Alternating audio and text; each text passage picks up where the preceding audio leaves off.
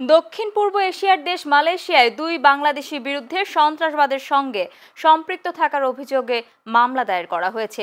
ওই দুই বাংলাদেশির নাম মামুন আলী এবং রেফাত বিশাত। শুক্রবার মালয়েশিয়ার আদালতে তাদের বিরুদ্ধে সন্ত্রাসবাদের সঙ্গে জড়িত থাকার অভিযোগে চার্জ গঠন করা হয়েছে বলে জানিয়েছে মালয়েশিয়ার রাষ্ট্রায়ত্ত বার্তা সংস্থা বার্নামা।